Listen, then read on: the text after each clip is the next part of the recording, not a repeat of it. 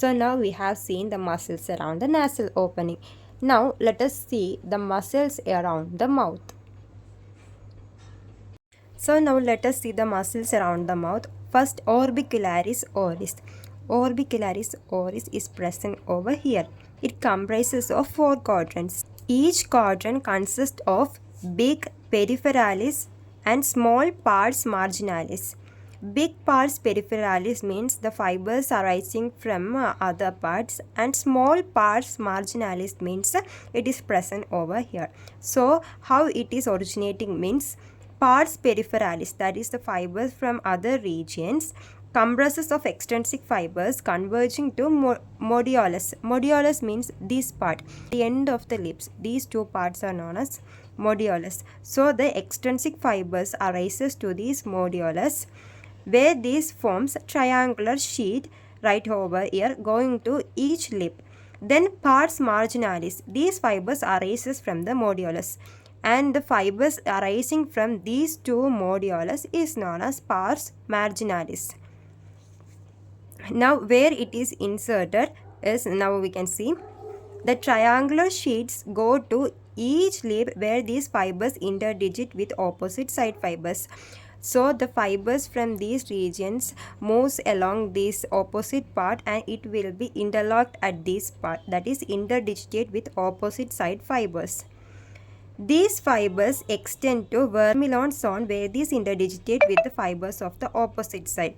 That means the pars marginalis present over here, the fibers arising from this part moves to this region and it will form a interdigitate with the fibers of opposite side. Now let us see the actions of the muscles around the mouth. So it helps to close lips and protrudes lips. Numerous extrinsic muscles make it most versatile for various types of grimaces. This part is associated with speech and helps in producing muscle tones. Now let us see about the buccinator muscle, which is present over here.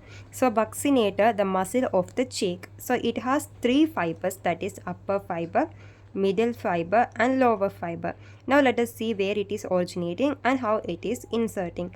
So the upper fiber from maxilla opposite molar teeth, it is originating from this part and it is inserted directly to the upper lip. Next, the lower fibers, which is originating from the mandible opposite molar teeth. Then it is inserted to the lower lip. Next, the middle posterior fibers.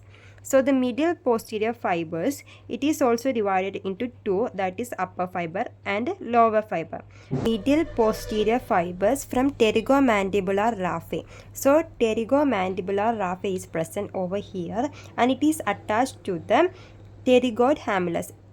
If pterygomandibular raphe is present over here, then it will be present. That means pterygohamulus will be present right over here. So it is attached to the pterygoid hamulus, an inner aspect of mandible behind third molar teeth.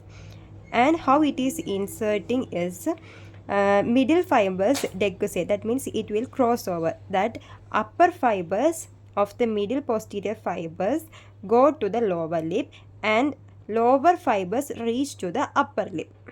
And one more thing is that this buccinator muscle is pierced by parotid duct and buccal branch of mandibular nerve. Now let us see what are the actions of these muscles.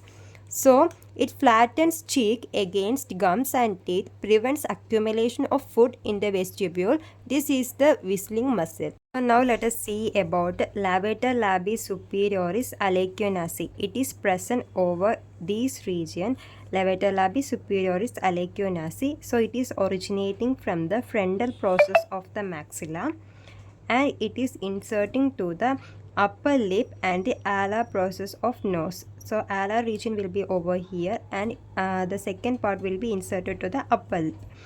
And its action is that it lifts upper lip and dilates cartilage of nose and the nostrils. Action of this muscle is that it lifts up lip and dilates cartilage of nose. So now let us see about the zygomaticus major muscle, which is present over here. So it is originated from the posterior aspect of the lateral surface of zygomatic bone. So zygomatic bone will be present over here. So the posterior aspect of lateral surface of the zygomatic bone. Then it is inserted to the skin at the ankle of the mouth. So it will be inserted to this region to the skin of the mouth. Let's see what is the action of the zygomaticus major. It pulls the angle upwards and laterally as in smiling and laughing. So next muscle is that levator labii superioris. So it is arising from the infraorbital margin of the maxilla, and it is inserted to the skin which is present on the upper lateral half of the upper lip. Action of these muscle is that it elevates the upper lip. So next we are going to see about the levator anguli oris, which is present over this region, and it is originated from the maxilla just below the infraorbital foramen, and it is inserted to the skin of angle of the mouth. So it will be originating just below the infraorbital foramen, and it will be inserted to the skin present on the angle of mouth. And its action is to elevate angle of mouth, forms nasolabial groove. So the next muscle we are going to see is zygomaticus minor. It is present over this region. So it is originated from the anterior aspect of lateral surface of the zygomatic bone. So zygomatic bone is present over this region, and it is present to the anterior aspect of lateral surface of zygomatic bone, and it is inserted to the upper lip medial to its angle. Upper lip medial to its angle. So it is inserted to this part.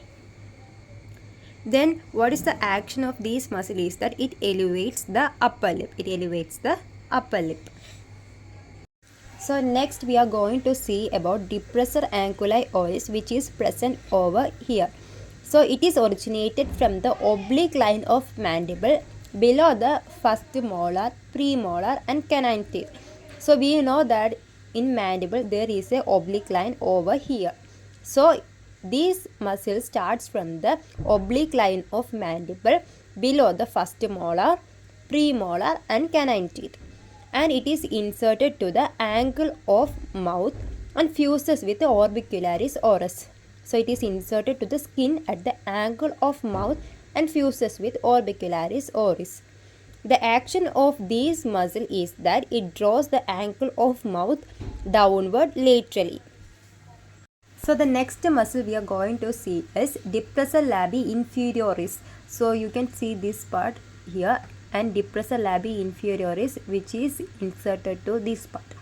So this muscle is originated from the anterior part of the oblique line of the mandible. So we know that oblique line of mandible is present here. So anterior to this oblique line, this muscle will be originating, and this will be inserting to the lower lip, fuses with the muscles from the opposite side. You can see here this muscle is inserted to the lower lip at midline, and it fuses with the muscles of the opposite side. The main action of this muscle is that it draws lower lip downward. So the next muscle we are going to see is mentalis. It is present over here. It is originated from the mandible inferior to the incisor teeth. So incisor teeth will be right over here. So inferior to the incisor teeth, and it is inserted to the skin of the chin right here. The main action of this muscle is that it elevates and protrudes lower lip as it wrinkles skin on chin. Next muscle we are going to see is risorius. It is present over here. You can see a cut section of it right over here. So it is originated as a fascia on the masseter muscle. So masseter muscle will be present over here. So it will form a fascia on the masseter muscle, and it is inserted to the skin at the angle of the mouth. The main action of this muscle is that it retracts angle of mouth. Next muscle we are going to see is the muscle of the neck, that is platysma. Let us see this in the diagram. So you can see the platysma muscle over here. So let us see the origin. Upper part of pectoral and deltoid fascia, fibers run upwards and medially. So this is the origin. Now let us see the insertion. So the anterior fibers to the base of the mandible. Posterior fibers to the skin of the lower face and lip, and may be continuous with the rhizorius. So you can see that the posterior fibers which is moving medially in the lower face and lip, and it joins with the rosterius muscle. The main action of this muscle is that it releases pressure of skin on the subjacent veins, depresses mandible, pulls the angle of the mouth downwards as in horror or fright. So now we have seen the muscles around the mouth. So there is a mnemonics to remember all these muscles. That is, old lady Zarina bought lots of delicious donuts, lollipops for roommates of Sarah. Here O for orbicularis oris, L for levator labii superioris alequionaci, Z for zygomatic major, B for buccinator, L for levator labii superioris, D for depressor anculi oris, D for depressor labii inferioris, L for levator anculi oris, R for risorius, then M for mentalis, Z for zygomatic minor. Here they are given a few common facial expression and the muscles which produce these expressions. Next comes the nerve supply of the face. Mainly facial nerve is the motor nerve of the face, and its 5 branches: temporal, zygomatic, buccal, marginal, mandibular and cervical emerges from the parotid gland and diverge to supply the various facial muscles as follows. Temporal nerve crosses zygomatic arch, give branches to frontalis, auricular muscles, orbicularis oculi. Zygomatic crosses zygomatic bone, gives branches for orbicularis oculi, that is lower eyelid part.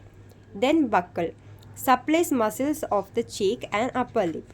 Marginal mandibular supplies muscles of lower lip. Cervical innervates platysma. Branches of facial nerves can be simulated by putting your right wrist on the right ear and spreading 5 digits. The thumb over the temporal region, the index finger on the zygomatic bone, then middle finger on the upper lip, the ring finger on the lower lip, and the little finger over the neck. In this page, they have given some of the common facial expression. Smile. Here zygomatic major will be the major muscles which will be helping for smiling. Then sad, levator anculi oris and levator labii superioris. For dislike, posterior muscle and corrugator superciliary. Then for surprise, frontalis muscle. Then for fright, platysma muscle. Then for whistling, buccinator and orbicularis oris. So here they also given that the how to identify the branches of the facial nerve. So the thumb finger will indicate the temporal branch, then the index finger zygomatic branch, then the middle finger buccal branch, then the ring finger marginal mandibular branch, then the little finger cervical branch. So in clinical anatomy, the facial nerve is examined by testing the following facial muscles. So for examining the facial muscles, they are given here how to test the facial muscles, and you can read right over here. And the main clinical conditions of the facial muscles are Bell's palsy and hemiplegia.